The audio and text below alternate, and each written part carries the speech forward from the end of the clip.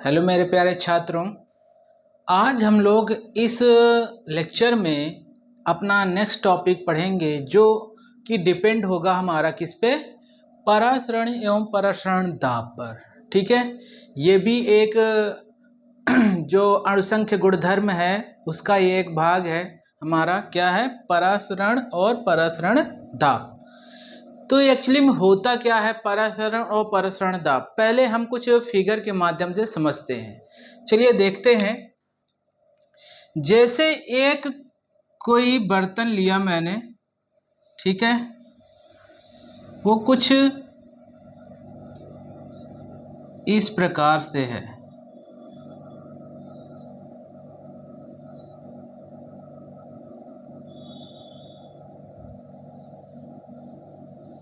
ठीक है, यहाँ पर क्या है, परासरण होने के लिए एक हमने क्या लगा दी, अर्धपारगम झिल्ली लगा दी। ठीक है, क्या लगा दी, अर्धपारगम झिल्ली। एक तरफ हमारा क्या भरा हुआ है, यहाँ पे हमारा भरा हुआ है शुद्ध विलायक। क्या भरा हुआ है, शुद्ध विलायक। ठीक है, इधर क्या भरा हुआ है, इधर हमारा क्या भरा हुआ है, विलयन है। और विलयन में आपको पता ही है क्या बनता है, विलेय और विलायक दोनों होते हैं। विलायक है ये, यहाँ पे क्या है,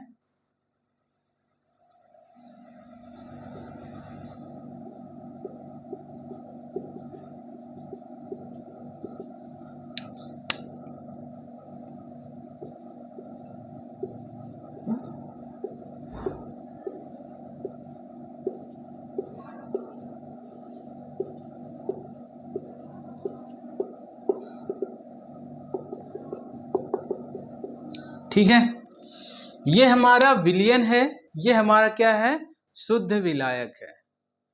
ठीक है, ये हमारा क्या है, विलयन है, और ये हमारा क्या है, शुद्ध विलायक है। ठीक है, अब यहां से हम समझेंगे परासरण क्या होता है। देखेंगे कि यहां पर अगर बात की जाए सांद्रता की, अगर बात की जाए सांद्रता की बात की जाए तो इसमें सांद्रता हमारी कम है और इसकी सांद्रता अधिक है। ठीक है, इसकी सांद्रता कम है, इसकी सांद्रता अधिक है। ठीक है, तो क्या होता है इसमें कि जो विलायक के कण हैं, जो विलायक के कण हैं वो क्या करते हैं कि इस अर्धपारगम झिल्ली से होकर, इस अर्धपारगम झिल्ली से होकर इस विलयन में आने लगते हैं, इस विलयन में आने लगते हैं। ठीक है, कहां से, अर्धपारगम झिल्ली से होकर। ठीक है, इसके बाद क्या होता है कि एक ऐसी स्थिति आ जाती है कि इधर का जो लिक्विड और इधर का लिक्विड आपस में क्या होता है, समान हो जाता है, आपस में क्या होता है, समान हो जाता है। ठीक है, तब तक इधर से प्रवाह होता रहेगा, तब तक इधर से प्रवाह होता रहेगा जब तक इसकी सांद्रता और इसकी सांद्रता दोनों आपस में बराबर ना हो जाए। आप लोगों के दिमाग में आया होगा कि सर जी बता रहे हैं इसके कण इधर तो जा रहे हैं, लेकिन इसके कण इधर वाले में नहीं बता रहे कि इसके भी कण इधर आ रहे हैं, तभी तो सांद्रता आपकी बराबर होगी, है ना। आप लोगों का कहना मतलब यही होगा, नहीं। चलिए देखते हैं क्या होता है यहां पर कि जो हमारा ये जो हमारी झिल्ली लगी हुई है, अर्धपारगम झिल्ली, इससे केवल हमारे विलायक के जो कण हैं वही पार हो सकते हैं।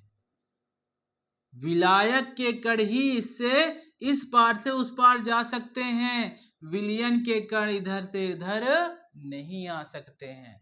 तो दिमाग में नोट कर लीजिएगा परासरण क्या होती है।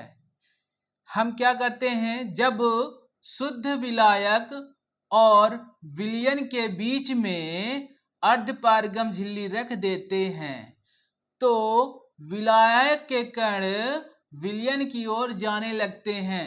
यह प्रक्रिया, परंतु विलयन के कण विलायक में नहीं आ पाते हैं। यह प्रक्रिया कहलाती है परासरण। क्या कहलाती है? परासरण। या हम और कह सकते हैं कि शुद्ध विलायक के कण कम सांद्रता से अधिक सांद्रता की ओर गति करते हैं अर्धपारगम झिल्ली के माध्यम से, तो यह हमारी क्या कहलाती है? परासरण। कौन सी क्रिया कहलाती है? परासरण। तो हम क्या कह सकते हैं कि अगर हम विलयन ले लें और शुद्ध विलायक ले लें, क्या ले लें? विलयन ले लें, शुद्ध विलायक ले लें, अगर इसको हम अर्धपारगम झिल्ली से पृथक करते हैं तो क्या होता है? विलायक के जो कण होते हैं या अणु होते हैं वो कम सांद्रता से अधिक सांद्रता की ओर या विलयन की ओर स्वतः प्रवाह होने लगता है। स्वतः प्रवाह होने लगता है। यह प्रक्रिया क्या कहलाती है? परासरण। ठीक है। परासरण आई होप कि समझ में आ हो गया होगा कि जब कम सांद्रता से अधिक सांद्रता की ओर विलायक के कण जाते हैं तो यह प्रक्रिया क्या कहलाती है? परासरण। और किससे? अर्धपारगम झिल्ली के माध्यम से। ठीक है। अब समझते हैं कि हमारा परासरण दाब क्या होता है। चलिए दाब समझते हैं। भाई हमारा परासरण हो रहा है, परासरण हो रहा है, परासरण क्या हो रहा है? हो रहा है।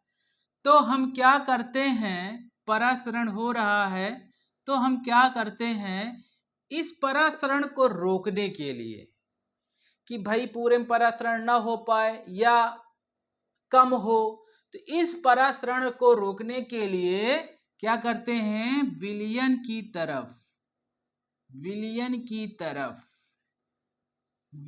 की तरफ एक दाब डालते हैं। क्या डालते हैं? दाब डालते हैं। विलयन की तरफ क्या डालते हैं? दाब डाल देते हैं, जिससे जो हमारा यह इधर का प्रवाह था क्या हो गया? बंद हो जाता है। प्रवाह क्या हो जाता है? बंद हो जाता है। तो क्या कह सकते हैं? परासरण की प्रक्रिया को रोकने के लिए, परासरण की प्रक्रिया को रोकने के लिए विलयन में लगाया गया अतिरिक्त बाह्य दाब क्या कहलाता है? परासरण दाब कहलाता है। क्या कहलाता है? परासरण दाब। तो आप लोग समझ गए होंगे कि परासरण एवं परासरण दाब क्या होता है ना? परासरण एवं परासरण दाब क्या होता है आप लोग समझ गए होंगे। परासरण क्या हो सकता है? चलो डेफिनेशन समझते हैं। परासरण समझते हैं क्या होता है? परासरण ऑस्मोसिस। परासरण क्या होता है कि किसी विलयन एवं शुद्ध विलायक को, है ना, किसी विलयन एवं शुद्ध विलायक को किसी विलयन एवं शुद्ध विलायक को किसके द्वारा अलग कर रहे हैं? अर्धपारगम झिल्ली, अर्धपारगम्य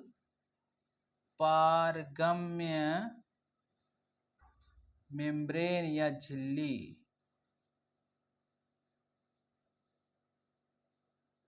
अर्धपारगम झिल्ली को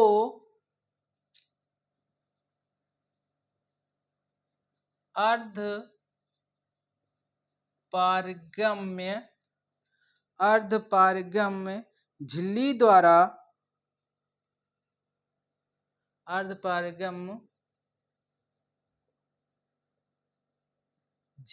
द्वारा पृथक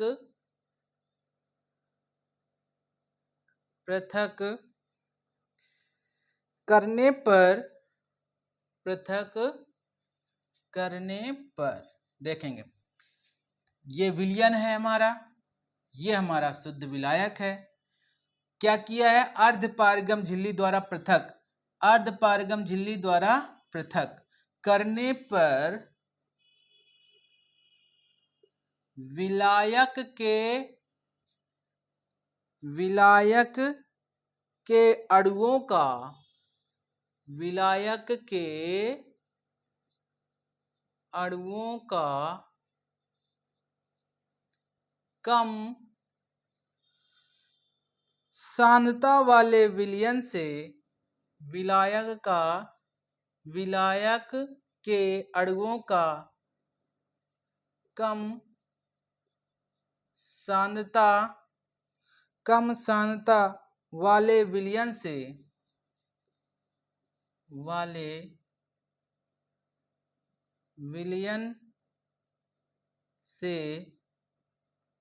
अधिक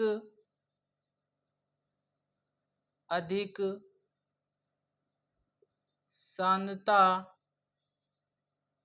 वाले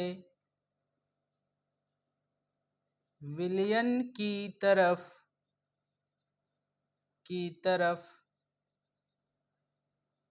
स्वतः प्रवाह को परासरण कहते हैं। समझ में आया? फिर से एक बार, ये हमारा कम सांद्रता है, ये अधिक सांद्रता है, ठीक है, ये कम सांद्रता है, ये अधिक सांद्रता है, ठीक है। यहाँ पे लिख दें सांद्रता के उपलक्ष्य में, सांद्रता इसकी क्या है? कम है, और इसकी सांद्रता क्या है? अधिक है ना। तो हमने क्या परिभाषा बताई? ठीक है, किसी विलयन एवं शुद्ध विलायक को अर्धपारगम झिल्ली से द्वारा पृथक करने पर विलायक के जो अणु हैं, ठीक है, कम सांद्रता वाले विलयन की तरफ से किधर जा रहे हैं? अधिक सांद्रता की तरफ के स्वतः प्रवाह को किसके माध्यम से? अर्धपारगम झिल्ली के माध्यम से स्वतः प्रवाह को क्या कहते हैं?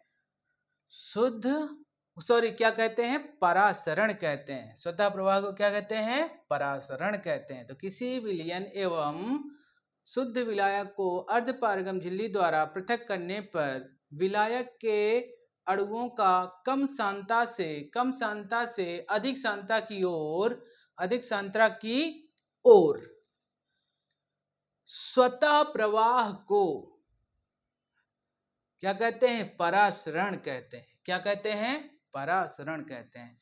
इसका स्क्रीनशॉट ले लीजिएगा, ठीक है। चलो समझते हैं। मान लेते हैं ये समझ में आ गया हो, कुछ उदाहरण समझते हैं। चलिए हम लेते हैं एक बीकर लेते हैं। क्या लेते हैं? एक बीकर लेते हैं। एक बीकर में क्या करते हैं भाई? एक बीकर में हमने पानी भर दिया। क्या भर दिया? पानी भर दिया। क्या भर दिया? पानी। क्या? पानी या जल भर दिया, ठीक है। उसमें क्या किया? मार्केट से लेके आए हम किशमिश, हमको भिगो के खाना है। क्या खाना है? किशमिश खाना है और चना खाना है, ठीक है। तो हमने क्या किया कि इसमें हमने क्या किया कि इसमें हमने चने डाल दिए। क्या डाल दिए? चने डाल दिए। क्या डाल दिए? चने डाल दिए। और क्या डाल दिया? किशमिश डाल दिया। क्या डाल दिया? किशमिश डाल दिया। क्या डाल दिया? किशमिश। 2-3 किशमिश डाल दिए भाई, ठीक है। ये हमारी क्या है? किशमिश है। क्या है हमारी? किशमिश।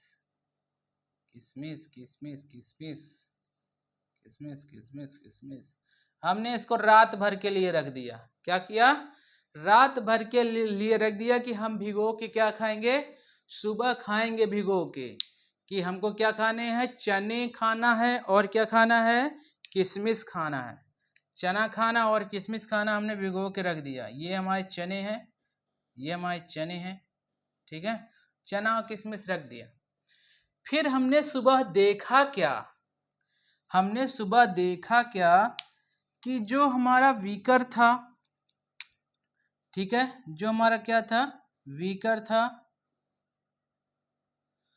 बीकर में क्या हुआ, पानी तो था ही, बीकर में क्या हुआ, हमारी जो किशमिश क्या थी, चपटी हुई थी यानी सिकुड़ी हुई थी, अब क्या हो गई, वो फूल गई हैं। क्या हो गई हैं, फूल गई हैं। क्या हो गई हैं, फूल गई हैं। क्या हो गई हैं, फूल गई। ठीक है, किशमिश भी बड़ी हो गई हमारी और चने भी बढ़िया बड़े बड़े हो गए। चने 3 चने डाले थे भैया, वो भी बड़े बड़े हो गए।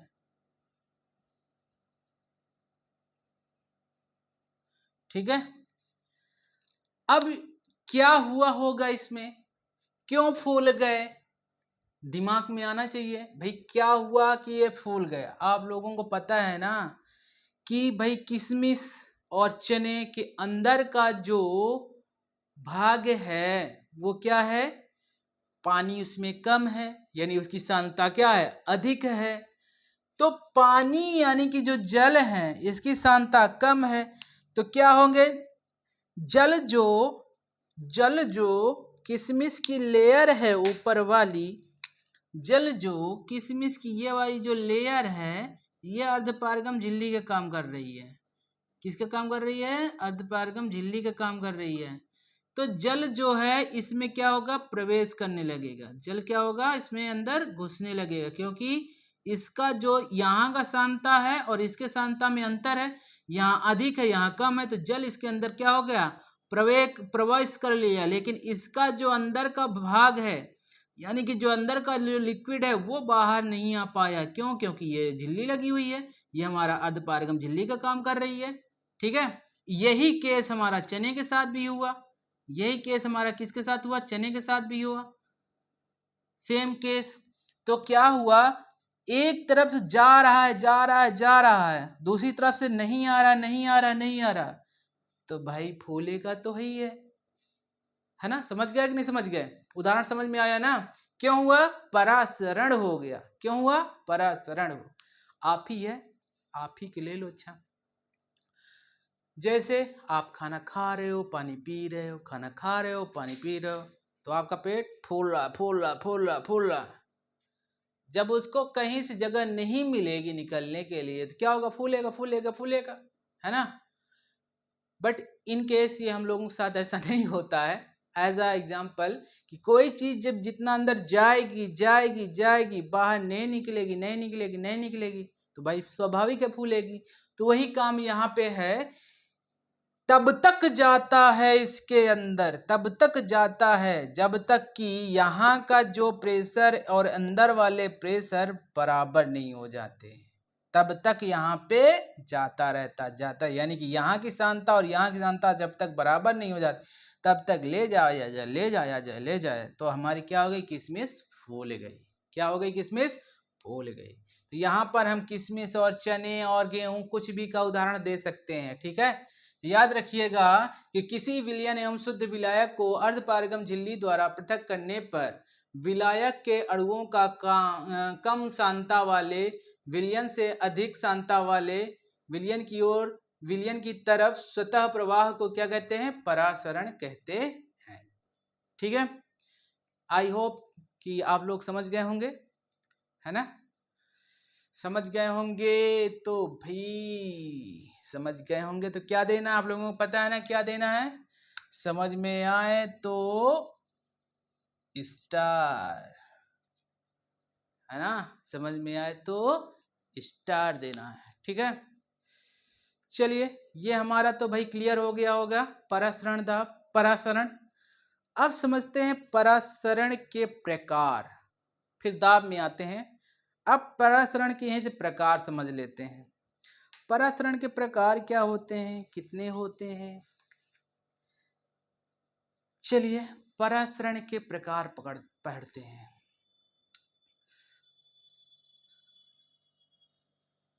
बहुत आसान है, अभी समझ जाएंगे आप लोग।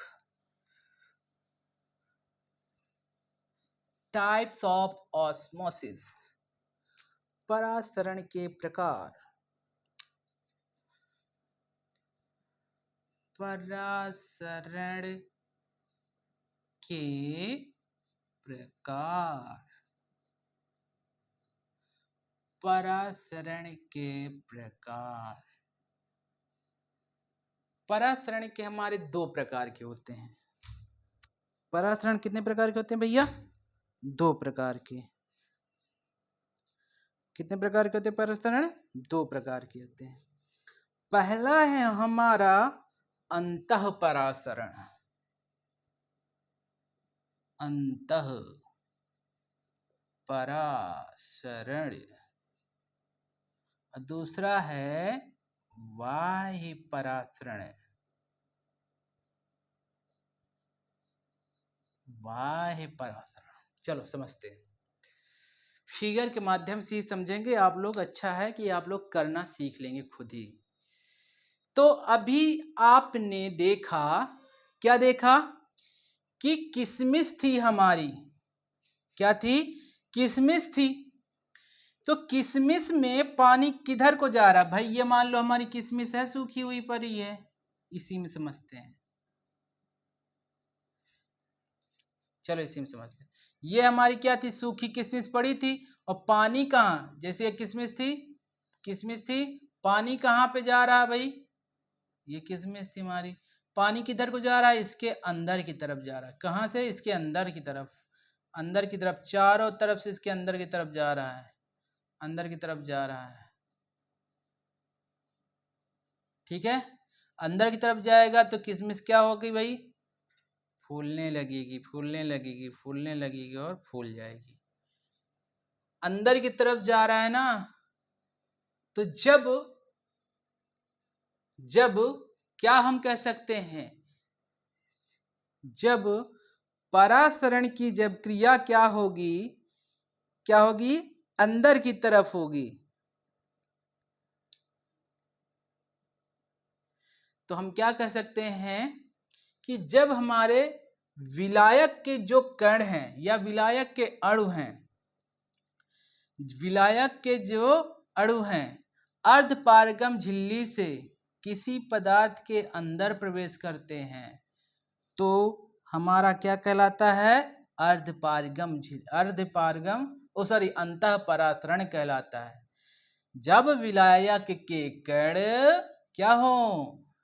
अर्धपारगम झिल्ली के माध्यम से पदार्थ के अंदर प्रवेश करते हैं, तो हमारे क्या कहलाते हैं? अंतः परासरण, अंतः परासरण। और इस प्रक्रिया में जो भी पदार्थ होता है वो फूल जाता है। क्या हो जाता है? फूल जाता है। पहले सिकुड़ा रहता है, फिर क्या हो जाता है? बड़ा हो जाता है, फूल जाता है। ठीक है, अंतः परासरण समझ में आ गया? हो गया। अब बाह्य परासरण समझते हैं। बाह्य परासरण क्या होता है? बाह्य परासरण क्या होता है? चलिए, बाह्य परासरण क्या होता है? अंतः परासरण होता है, चलो फिगर के माध्यम से समझ जाएंगे। क्या हो जाए? यानी कि मान लो ये हमारा क्या भरा हुआ है इसमें? इसमें हमारा भरा हुआ जल। क्या भरा हुआ है? जल। ठीक है, और इसमें एक पड़ी हुई है किशमिश सूखी हुई। तो इसमें जो हमारा विलायक के कण हैं वो किधर जाएंगे? इस पे अंदर की तरफ जाएंगे। किधर जाएंगे? अंदर की तरफ जाएंगे, अंदर की तरफ जाएंगे। ठीक है, तो क्या होगा? जो हमारी किशमिश थी वो फूल गई। क्या हो गई? फूल गई, फूल गई, फूल गई। ठीक है, क्या हो गई? किशमिश हमारी फूल गई। समझ गए ना? जब क्या होता है, परासरण की जो प्रक्रिया पदार्थ के अंदर की तरफ होती है तो अंतः परासरण। ठीक है, बाह्य परासरण मतलब जैसे हमने क्या किया, एक पात्र है और पात्र में यहाँ पे क्या है, विलायक है। क्या है, विलायक। और ये क्या हमारी किशमिश है, किशमिश। ठीक है। अब यहाँ पे केस में मान लो यहाँ पे भरा हुआ है भाई क्या, यहाँ पे सांद्र,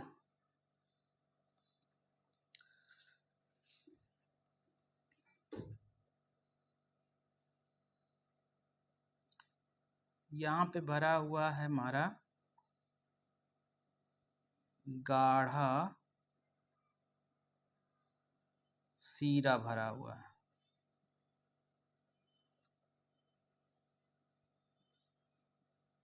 गाढ़ा सीरा भरा हुआ यानी बहुत ही गाढ़ा सीरा भरा हुआ, और इसके अंदर भरा हुआ पड़ा हुआ है हमारा अंगूर। क्या भरा हुआ है, अंगूर खाते हो ना भाई, क्या है, अंगूर, ग्रेप्स। क्या भरा हुआ है, अंगूर। तो इस प्रक्रिया में क्या होगा, वाह परासरण में भाई यहाँ की जो सांद्रता है इसकी, कहाँ की, यहाँ की सांद्रता इस केस में क्या थी, यहाँ सांद्रता अधिक थी, यहाँ कम थी। इस केस में क्या हो जाएगी, यहाँ सांद्रता हमारी कम हो जाएगी। यहाँ की सांद्रता क्या है, सांद्रता यहाँ की क्या है, कम है, और यहाँ की सांद्रता क्या है, अधिक है, जो हमारा सीरा है। तो अब समझ गए होंगे कि परासरण का किधर से होता है, कम सांद्रता से अधिक सांद्रता की ओर, कम सांद्रता से अधिक सांद्रता की ओर। तो इन केस यहाँ पे क्या होगा कि यहां से कण बाहर जाने लगेंगे, यहां से कण क्या होगा, बाहर जाने लगेंगे, यहां से कण क्या होगा, बाहर जाने लगेंगे। तो इस प्रकार का जो परासरण होता है वो बाह्य परासरण होता है। और कुछ इन केस के बाद क्या होगा, जो अंगूर फूला हुआ था अब कैसे हो जाएगा, सिकुड़ जाएगा, मुरझा जाएगा। समझ में आया, समझ में आया कि नहीं आया। क्यों मुरझा गया, क्योंकि यहाँ की जो क्या था भाई, रस बाहर निकल गया, बाहर निकल गया। तो क्या होगा भाई, सूख जाएगा। समझ में आया ना, क्या हो गया भाई, सिकुड़ जाएगा। तो वही चीज हुआ। तो याद रखिएगा परासरण हमारे कितने प्रकार के होते हैं, दो प्रकार से होते हैं, अंतः परासरण और बाह्य परासरण।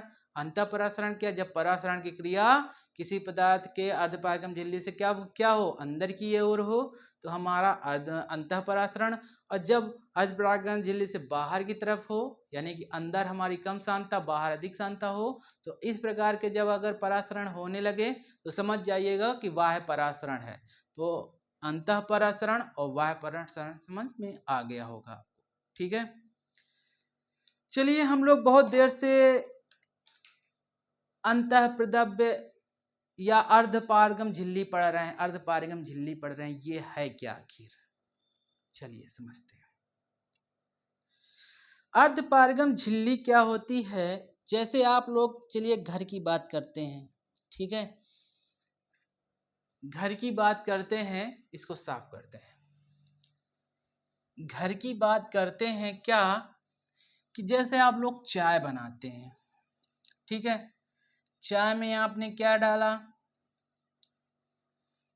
भाई, पानी डाला, चीनी डाला, दूध डाला, चाय पत्ती डाली, अदरक डाल दी, कुछ भी डाल दिया, है ना। क्या करते हो भाई, एक आप लेते हैं छन्नी, उससे जो मोटे कण हैं, जैसे हमारे किसके हो गए, चाय के हो गए, अदरक के हो गए, है ना, उसको बाहर कर देते हैं छान के। तो वही प्रक्रिया यहाँ पर भी है। हम झिल्ली पढ़ेंगे, क्या पढ़ेंगे, झिल्लियों के बारे में, कि ये अर्धपारगम झिल्ली आई कहाँ से, है ना। झिल्ली, झिल्लियां जो होती हैं हमारी, झिल्ली तीन प्रकार की होती है। झिल्ली हमारी कितनी प्रकार की होती है, तीन प्रकार की होती है। झिल्ली हमारी कितनी प्रकार की होती है, तीन प्रकार की होती है। पहली झिल्ली की बात करेंगे तो पहली झिल्ली है हमारी अपारगम्य झिल्ली, पहली चलो पारगम्य कर लेते हैं। पहली हमारी कौन सी है? पारगम्य झिल्ली। और ये है अपारगम्य झिल्ली।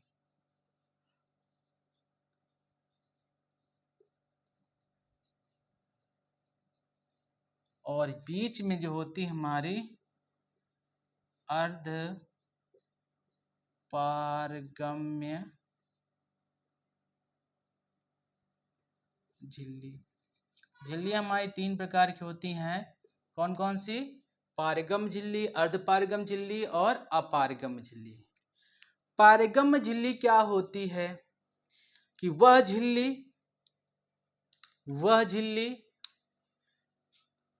झिल्ली मान लो ये झिल्ली है हमारी, वह झिल्ली जिससे किसके विलायक और विलेय दोनों के कण हमारे निकल जाते हैं इस पार से उस पार। वह झिल्ली जिससे विलायक और विलेय दोनों के कण या दोनों के अणु हमारे निकल जाते हैं, वो क्या कहलाते हैं? पारगम्य झिल्लियां कहलाती हैं। ठीक है, फिर हम समझते हैं किसके बारे में? अपारगम्य झिल्ली के। अपारगम्य झिल्ली, ठीक है।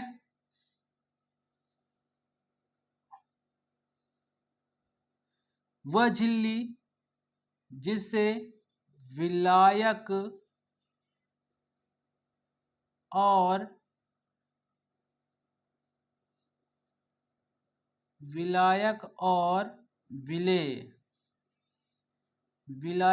विलेय दोनों के पारगम नहीं हो पाते हैं, दोनों के पारगम नहीं हो पाते हैं, वो हमारे क्या कहलाएंगे?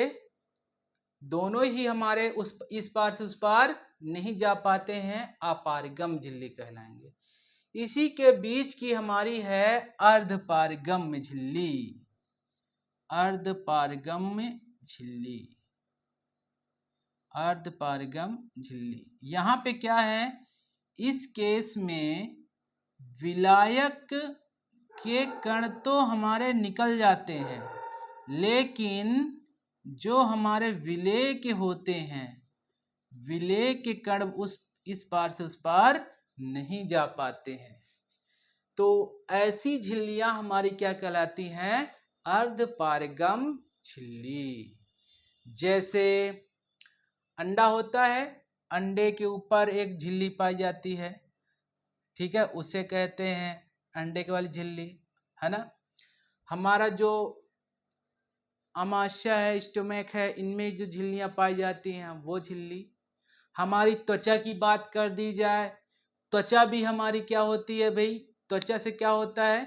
अंदर से बाहर चीज आ जाती है, लेकिन बाहर से अंदर की चीजें नहीं जा पाती है। ऐसे पानी या शरबत कोई जा पाता है क्या? नहीं जा पाता है ना, केवल बाहर, अंदर से बाहर निकल रहा है, ऐसी झिल्ली है, ठीक है।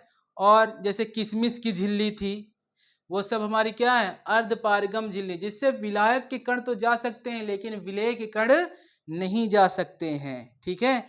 कुछ हमारी झिल्लियां, हमारी क्या झिल्लियां होती हैं भाई? प्राकृतिक होती हैं। जैसे हमने क्या बताया, पित्ताशय हमारा क्या हो गया? पित्ताशय भी क्या है? प्राकृतिक है, ठीक है। जो हमारी कोशिकाएं होती हैं, कोशिका जैसे जंतु कोशिका, वनस्पति कोशिका की जो झिल्ली होती है वह, वो भी हमारी क्या होती हैं? प्राकृतिक होती हैं। लेकिन कुछ कृत्रिम भी बनाई जाती हैं, जैसे कॉपर फेरस साइनाइड की।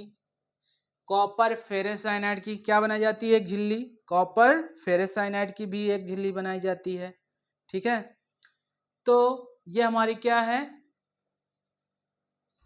कृत्रिम झिल्ली है। क्या है? कृत्रिम झिल्ली, ठीक है। तो याद रखिएगा, हमारी जो झिल्लियां के बारे में मैंने आपको बता दिया, क्योंकि परासरण झिल्ली पर ही डिपेंड होता है, और वो भी कौन सी झिल्ली पे? अर्धपारगम झिल्ली पे ही डिपेंड होता है परासरण।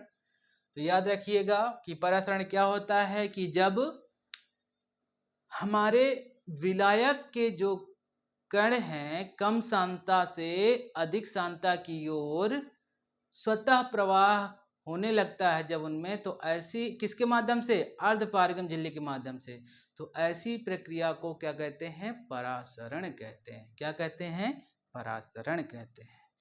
तो आप लोगों को झिल्ली समझ में आ गई होगी, परासरण, अंतःपरासरण और बाह्य परासरण। अब पढ़ते हैं हम परासरण दाब। क्या पढ़ते हैं, परासरण दाब। इसके पहले मैंने थोड़ा सा परासरण दाब बताया भी था कि जब क्या कहते हैं, विलयन पर अतिरिक्त क्या लगाया जाता है, बाह्य दाब लगाया जाता है। क्या लगाया जाता है, बाह्य दाब।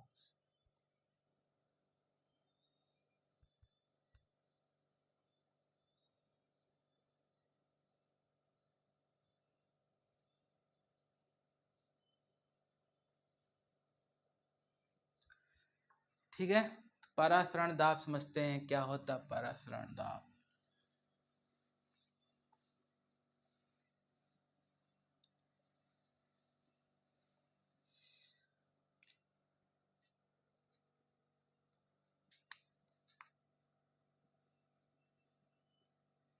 परासरण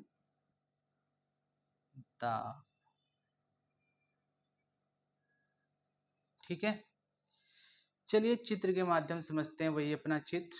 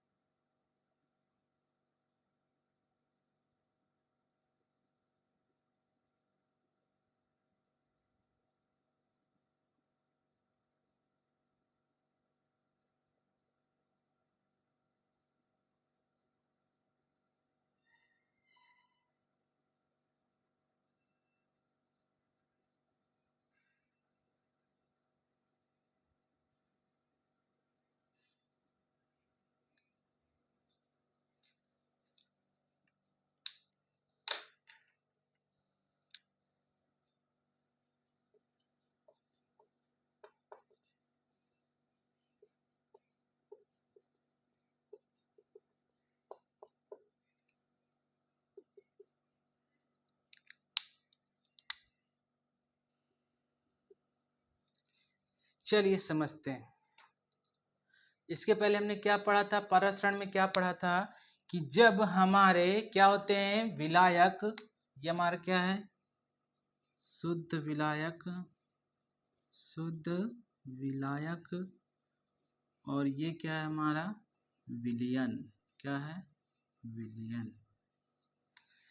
तो जब हमने क्या किया था कि जब शुद्ध परासरण में क्या बताया था मैंने कि जब शुद्ध विलायक के अणु अर्धपारगम झिल्ली के माध्यम से, ये हमारी क्या है, अर्धपारगम झिल्ली, अर्धपारगम्य झिल्ली,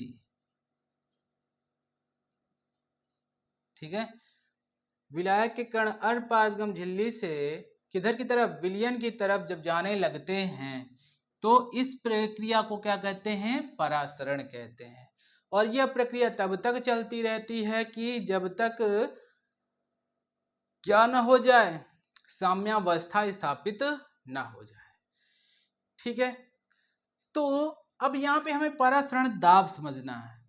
तो जब हमारी परासरण की प्रक्रिया होने लगी तो हमने क्या लगा कि हमें चाहिए, हमने सोचा कि हमें परासरण अब नहीं चाहिए, हमको रोकना है। अब कैसे रोके, तो क्या किया, यहाँ पर एक हमने दाब मापी यंत्र रखा।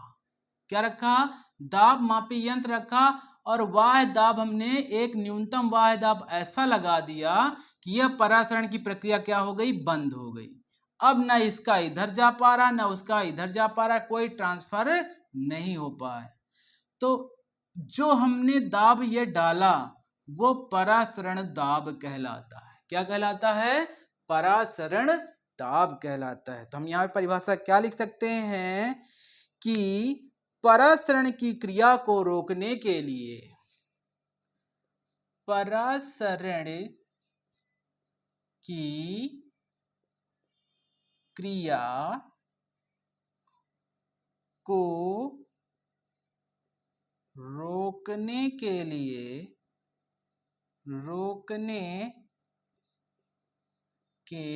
लिए क्या लगाया हमने? क्या लगाया हमने? वाह्य दाब लगा दिया। रोकने के लिए क्या लगा दिया हमने? क्या लगा और कहाँ लगाया? विलयन पर। कहाँ पे लगाया? विलयन पर। कहाँ पे लगाया? विलयन पर। रोकने के लिए विलयन पर। कहाँ पे लगाया? विलयन पर। विलयन पर, विलयन पर लगाया गया न्यूनतम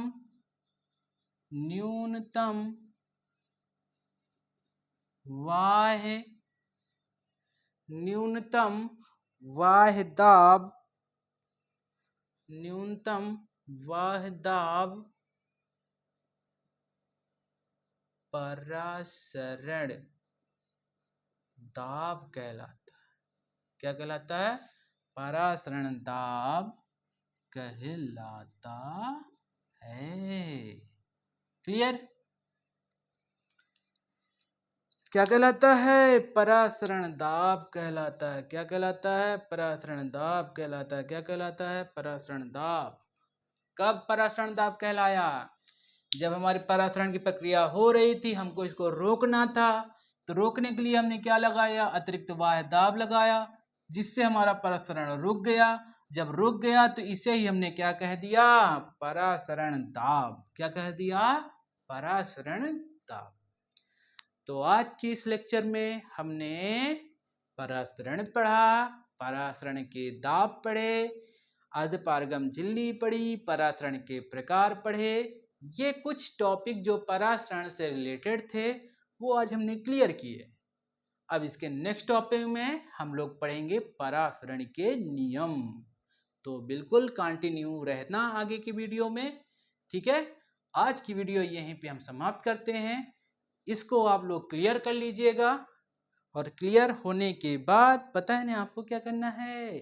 क्लियर होने के बाद क्या करना है कि अच्छे अच्छे स्टार बना के भेजिएगा, अच्छे अच्छे स्टार बना के भेजिएगा, अच्छे अच्छे स्टार बना के भेजिएगा। ओके, तो सभी लोगों से टाटा बाय बाय। ठीक है, मिलते हैं नेक्स्ट लेक्चर में। Okay, good night.